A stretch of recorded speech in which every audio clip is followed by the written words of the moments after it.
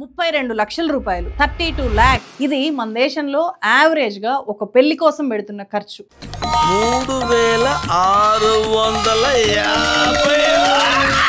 భారతదేశంలో పెళ్లిని ఒక ప్రెస్టేజ్ లాగా చూస్తున్నారు. అందుకే 32 లక్షల నుంచి 35 లక్షల దాకా ఖర్చు పెడుతున్నారు 2024లో. అలా ఖర్చు పెట్టారు అని చెప్పి రీసెంట్ గా ఒక స్టడీ బయటకు వచ్చింది. మన దేశంలో ఫుడ్, గ్రాసరీ ఇండస్ట్రీస్ తర్వాత మ్యారేజ్ ఇండస్ట్రీనే చాలా పెద్దది. 2022-24 మధ్య ప్రజల ఆదాయాలు ఏమి పెరగకపోయినా కూడా పెళ్లికి పెట్టిన ఖర్చు మాత్రం ఏకంగా 28% పెరిగిపోయింది. అమెరికాలో పెళ్లిల మార్కెట్ విలువ 6 లక్షల కోట్లుగా ఉంటే ఇండియాలో 11 లక్షల కోట్లుగా ఉంది. Almost double. 2024లో 3 లక్షల రూపాయల ఖర్చుతో కేవలం 10 లక్షల పెళ్లిళ్లు మాత్రమే అయ్యాయి. మిగతావన్నీ కూడా 3 లక్షల కంటే చాలా ఎక్కువ ఖర్చు పెట్టి చేసుకున్నారు. 10 లక్షల నుంచి 25 లక్షల ఖర్చుతో ఆయన పెళ్లిళ్లు 27 లక్షలు. కోటి రూపాయల కంటే ఎక్కువ ఖర్చు పెట్టి 50,000 పెళ్లిళ్లు అయ్యాయి. అప్పు చేసైనా సరే, ఆస్తులు అమ్మైనా సరే భారీగా పెళ్లి కోసం ఖర్చు పెట్టాలి అని చెప్పి ఆలోచించే వాళ్ళు కూడా జీవితానికి భద్రతనిచ్చే ఒక ఇన్సూరెన్స్ తీసుకోవాలి, ఫ్యామిలీకి ఒక భరోసా ఇచ్చే టర్మ్ ఇన్సూరెన్స్ మస్ట్గా ఉండాలి అని చెప్పి ఆలోచించట్లేదు. అలాంటప్పుడు సంపాదించే వ్యక్తికి ఏదైనా అయితే మొత్తం ఫ్యామిలీ కండిషన్ ఏంటి?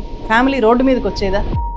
అందుకే పెళ్లి కోసం ఖర్చు పెట్టినా పెట్టకపోయినా ఫ్యామిలీ భద్రత కోసం ఖచ్చితంగా టర్మ్ ఇన్సూరెన్స్ తీసుకోవాలి. పెళ్లికి పెట్టినట్లు లక్షలు పెట్టక్కర్లేదు. ఇప్పుడు నెలకి 600-700 రూపాయలతో కూడా 2 కోట్ల రూపాయల దాకా ఫ్యామిలీకి వచ్చే టర్మ్ పాలసీస్ ఉన్నాయి. ఆ 2 కోట్లను 20 కోట్లు వచ్చేలా కూడా మనం పెంచుకోవచ్చు. పర్టికులర్ టైం పీరియడ్ లో ఏదైనా జరిగి ప్రాణాలు పోతే ఈఎంఐకి, స్కూల్ ఫీజులకి, పేరెంట్స్ ని చూసుకోవడానికి, ఈ అవసరాలన్నిటికీ సరిపడేలాగా పెద్ద మొత్తంలో ఒకేసారి ఇన్సూరెన్స్ డబ్బు ఫ్యామిలీకి అందుతుంది. అదే biggest advantage. Up to 15% discount తో ఇప్పుడు టర్మ్ పాలసీలు అందుబాటులో ఉన్నాయి. నేను బయోలో ఇచ్చిన లింక్ మీద క్లిక్ చేస్తే మీకు 51 కంపెనీల లిస్ట్ కనిపిస్తుంది. మనం కట్టిన ప్రీమియం 100% తిరిగి క్లెయిమ్ చేసుకునే లాంటి పాలసీలు కూడా ఉన్నాయి.